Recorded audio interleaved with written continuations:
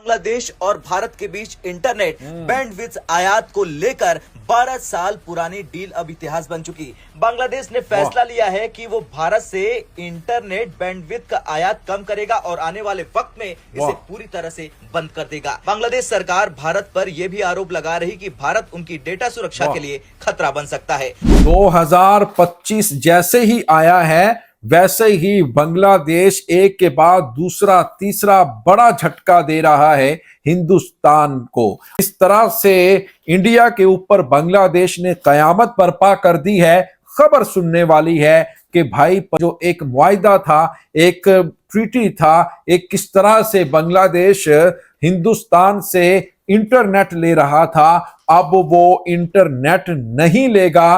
अब देखें, चीनी नहीं लेगा, प्याज नहीं लेगा, आलू नहीं लेगा, टमाटर नहीं लेगा, यानी उनके किसान भी मर रहे हैं।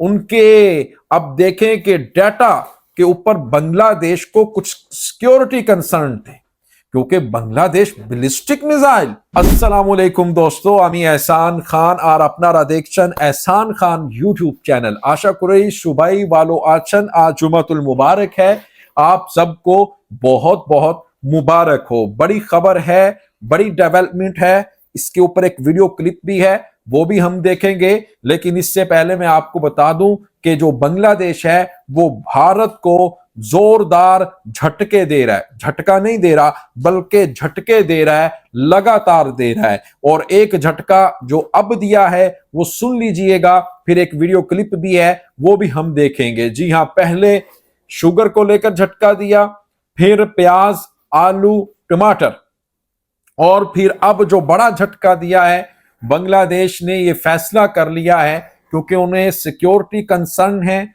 और बांग्लादेश बैलिस्टिक मिसाइल भी इंपोर्ट कर रहा है, TB2 ड्रोन भी डिप्लॉय कर रहा है, बहुत सारे फाइटर जेट भी ले रहा है। लेकिन इस सब की सब सूरत हाल के अंदर वो डाटा जो है ना, इंटरनेट, वो ले रहा था भारत से, तो उससे जो सिक्योरिटी है वो लीक हो सकती है, उससे जो डाटा है वो चोरी हो सकता है।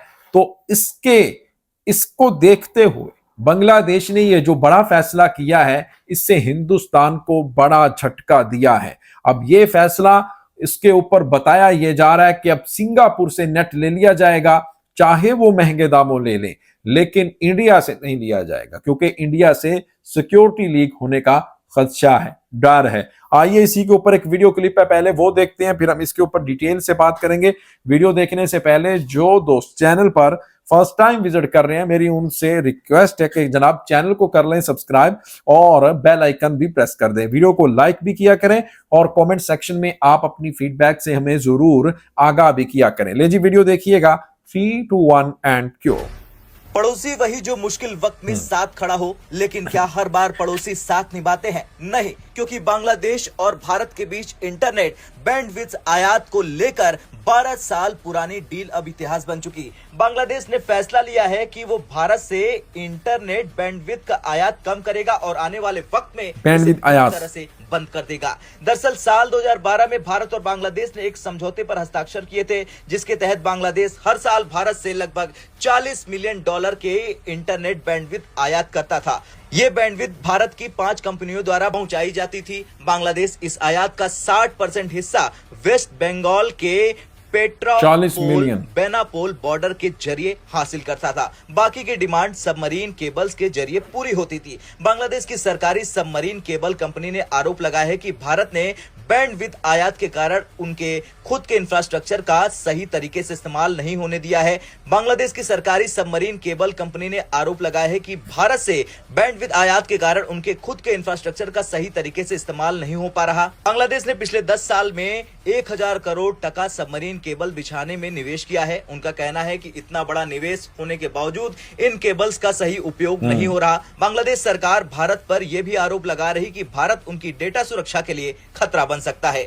बांग्लादेश अब अपने इंटरनेट आयात पर कैपिंग लगाने की तैयारी कर रहा उपयोग है। नहीं बांग्लादेश का कहना है कि वो केवल 50% इंटरनेट आयात करेगा, चाहे वो भारत हो या फिर सिंगापुर हो। बाकी 50% इंटरनेट की डिमांड बांग्लादेश अपनी लोकल कंपनियों के जरिए पूरा करेगा। बांग्लादेश टेलीकॉम रेगुलेटरी कमीशन यानी बीटीआरसी ने एक नई रेवेन्यू शेयरिंग मॉडल भी पेश की है ताकि इंटरनेट सस्ता हो सके। इस फैसले के समर्थन और विरोध में कई तर्क सामने आ रहे हैं, जैसे कि बांग्लादेश की सबमरीन केबल कंपनियां इस फैसले से खुश हैं। उनका कहना है कि इससे उनका मुनाफा बढ़ेगा। बांग्लादेश अब पूरी तरह से स्वतंत्र बनने की ओर आगे बढ़ रहा, लेकिन इसके विरोध में भी कई मत है, जैसे कि बांग्लादेश की प्राइवेट कंपनियां जैसे फाइबर@होम ग्लोबल इस फैसले से खुश नहीं है। उनका कहना है कि भारत से इंटरनेट आयात सस्ता और तेज है। सिंगापुर से आने वाले सबमरीन इंटरनेट में लेटेंसी यानी डीले की समस्या है।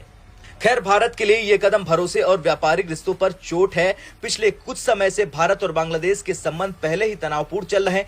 भारत से बैंडविड्थ आयात बंद होने से भारत की कंपनियों को आर्थिक नुकसान होगा। यह स्पष्ट है कि बांग्लादेश ने राष्ट्रीय हितों को ध्यान में रखते हुए यह कदम उठाया, लेकिन इसके दीर्घकालिक प्रभाव जरूर होंगे और ये देखना अभी बाकी है। उनकी लोकल कंपनियां इतनी सक्षम नहीं है कि वे पूरे देश की इंटरनेट डिमांड पूरी कर सके। अब सवाल ये उठता है कि क्या भारत इस कदम का कूटनीतिक तरीके से जवाब देगा या इसे फिर से नजरअंदाज कर देगा? क्या आपको लगता है बांग्लादेश का ये फैसला सही है? ले जी, बैंडविड्थ आयात का अब जो वक्त है वो खत्म हो चुका है बांग्लादेश में, क्योंकि बांग्लादेश ने अब ये फाइनली डिसीजन ले लिया है। उनको सिक्योरिटी का खदशा है, क्योंकि यहाँ से बहुत सारी चीज़ें लीक हो रही हैं डिफेंस सिस्टम को लेकर, मिसाइल को लेकर, और क्योंकि अब इतने हालात भी अच्छे नहीं हैं। बांग्लादेश ने दिफाई तौर पर अपने आप को कुछ स्ट्रॉन्ग भी करना है।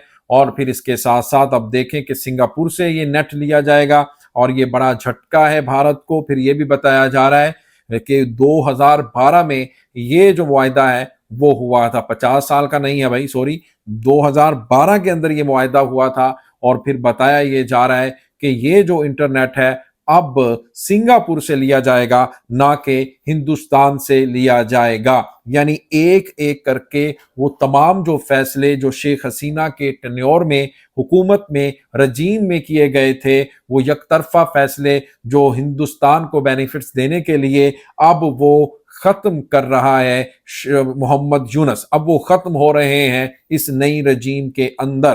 तो मैं ये समझता हूं कि अब आज़ाद बांग्लादेश है, अब सेल्फ वो कहते हैं ना कि डिपेंड हो रहा है बांग्लादेश। और अब बांग्लादेश चाहता है कि किसी और की बैसाखियों पर चलने की बजाय खुद चले, किसी की उंगली पकड़ने की बजाय खुद अपने सहारे पर चले। देर सही लेकिन देर आयद, वो कहते हैं ना दुरुस्त आयद, देर से सही लेकिन ठीक समय तो चलेगा, समय आएगा और उसी रास्ते पर चलेंगे। तो आपका व्यूअर्स इसके बारे में क्या कहना है जनाब, बताइएगा। कमेंट सेक्शन आपके लिए खुला है, जाइएगा, बताइएगा दिल का हाल। मिलेंगे इंशाल्लाह नेक्स्ट वीडियो में, तब तक के लिए अपना और अपने इस चैनल का बहुत ज्यादा ख्याल रखिएगा। अल्लाह हाफिज।